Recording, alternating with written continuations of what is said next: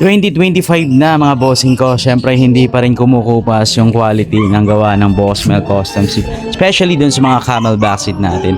Actually guys, this one is my favorite color combination for our Bossmel Custom Seat camelback kasi talaga mang babagay siya kahit anong kulay ng motor mo, and comfort talaga yung may bibigay kapag camelback seat ka mga bossing. Kaya you must try this one guys. Available yan sa ating basket dyan sa may ating description.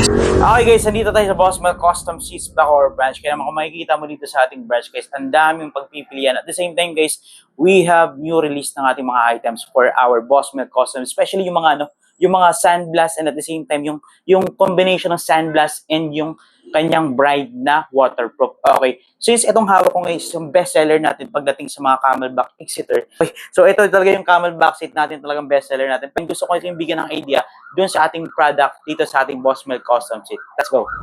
Ano ma'am, kamusta yung experience mo sa upuan ko? Okay ba? The best. Dapat pag nakaangkas ka, dapat nakaano din, Bossmel Custom Seat, di ba? Yes, comfort na comfort. Okay, pakita mo nga sa kanila yung upuan ko. Pakita mo nga ma'am para maingganyo sila sumakay sa upuan. Oh, ganda ng carbon tapos naka-etiqueta na Bossmel May backrest pa yan boss, di mo boss? Pag may backrest ko very very cute lang. Tapos meron pa yung stopper dito. Kita mo nga madam. Di ba? Magkano tip mo sa akin? Magkano tip niyo sa akin madam? 300. Grabe.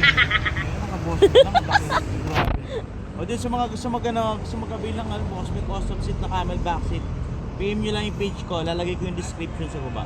Alright, peace out.